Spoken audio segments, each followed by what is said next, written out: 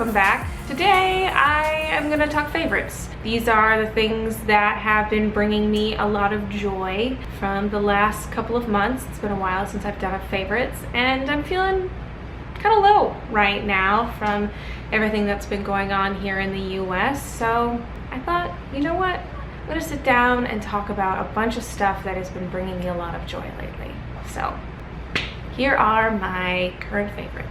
This guy I actually have had for a while now, but I think I've been utilizing it a lot in the last month or so. This is a Jade face roller. I know you're like, what the heck is this thing? It looks like a strange, fancy office tool. It isn't. It's a beauty tool, and it's actually a really ancient beauty tool. I think it dates back to like 16th or 17th century China, and it is used to help with puffiness and lymphatic drainage. I have a deviated septum, so I often get issues with my sinuses and a lot of pressure going on here, and I am prone to getting really sort of swollen areas when I get sinus infections or things aren't draining properly because I have a deviated septum. So this guy, I've just been on it about busting it out when I am feeling particularly crappy in the sinus area, and it has been a savior. So if you have that, or lots of jaw tension, or if you just really suffer from puffiness, I would really look into getting one of these. And the jade on it is super cooling, and sometimes if I'm particularly puffy, I'll throw this guy in the freezer for a little bit and then put him on my face, and it really helps, especially when you're like hangover puffy. I've got a few skincare items that have totally been rocking my socks the last month. The first one I want to talk to you about is the Hemish All Clean Balm. This is a Korean brand that I think mainly does makeup. This is a cleansing balm, and it has a really unique texture compared to other cleansing balms I have used. It has almost like a sorbet style, like icy texture that you scoop out with the included little spatula and you rub onto your face, and it just melts away any of the makeup. It's great at getting rid of eye makeup. It's paraben free, it's hyperallergenic, and it's full of really great smelling essential oils that personally have not irritated my skin at all. I feel like this is actually a really calm, nice formulation that just does a kick-ass job of removing my makeup. Next skincare item I want to talk to you about is a moisturizer from Brooklyn-based woman-run Lyeska. This line is based around Siberian nut oil, which is really high in vitamin E and antioxidants and nutrients and minerals. This moisturizer has been awesome for my super fickle skin this last month, because this is really good for, I'd say, pretty much any skin type, and my skin has been all over the place in its type lately. It's really buildable, so if I'm feeling particularly greasy, one layer works really well, but if I'm feeling very parched, I can build it up. And I feel like it lays really well on top of other serums and ampules and things like that, but it also layers really well under makeup, so it's a good little primer base action. It's packed with Siberian nut oil, rose hip, chamomile, aloe vera, and barley seed extracts, so it's full of vitamin A's and moisturizing ingredients, antioxidants, and polyphenols and calming agents and all those sort of things that make a good moisturizer. So if you are interested in supporting indie brands, especially woman-run indie brands, I really recommend checking them out. They definitely are a high price tag company, but if this is something you can afford, I highly recommend it. This next guy is definitely also on the aspirational end of pricing. This is the RetAsphere by Kate Sommerville. As you can see, it is well loved. I have had this for months and have used it on and off, but really used it quite consistently over the last couple of months, and it does wonders for your skin. If you have a lot of congestion, which I am prone to along here and recently along here, forehead acne is not normally something I have, and it has been an issue lately. But this guy really helps kick some of those things to the curb, really helps with softening wrinkles and building collagen. It is an awesome retinol. I'm really sad that it's almost out. I'm halfway tempted to go and purchase it again, but the beauty curiosity in me really wants to try a different retinol before I go back. So if you have like a favorite, let me know. I'm really interested in the natural one from Cyprus, and I believe Peter Thomas Ross and Dennis Gross,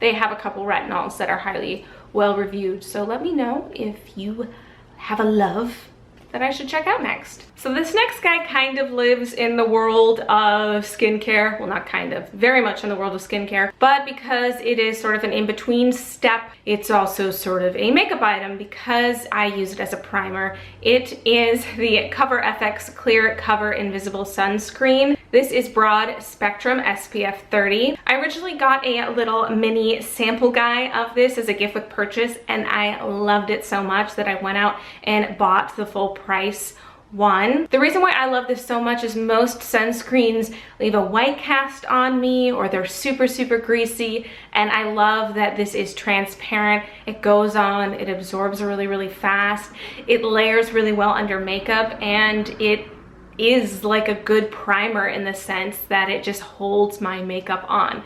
I'm not entirely sure if it actually makes my makeup last longer like a primer should, but it definitely helps my makeup go on like a primer should. I am more on the dry side, so I have to put this on top of a lot of moisture. Just be aware of that if you are a dry skin type, but I think someone with oily skin will freaking love this stuff. I don't think I could do a complete favorites video this month without mentioning the Bite Beauty Multi-Stick. I freaking love this guy. I've had it for several months now. I have the color Biscotti, and I have been using it all over my face. I've definitely tapered out in the last couple of weeks with falling in love with some other things more, but this was such a consistent dude for me that I don't think I could go without mentioning it. It's also really economical, being a 3-in-1 product. I really love the color Biscotti. It's a really nice sort of brownie, mauvey, reddish color.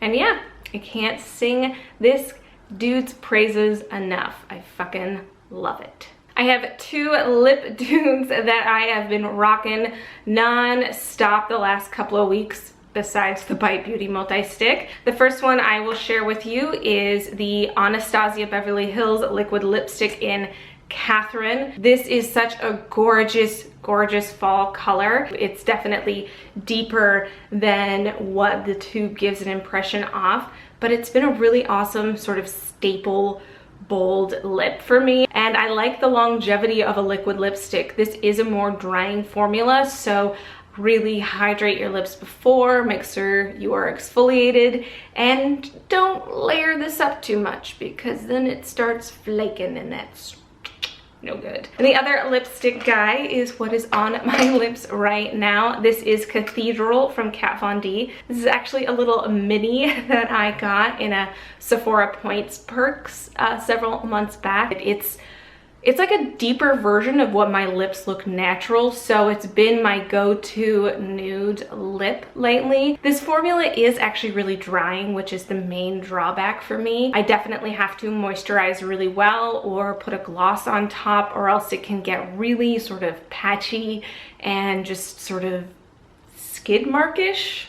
What a terrible description, but that's what it is. It's dry. When this guy runs out, I will probably be buying the full size because I am just digging this lip lately. I have two more sort of makeup related items. First is a few brushes that I picked up from e.l.f. They're all eyeshadow brushes. I have the blending eye brush, the eyeshadow brush, and the eye crease brush. Can't go wrong with these brushes from e.l.f. They're like $1 to $3. Just thought I would give them a shout out. These guys are nice.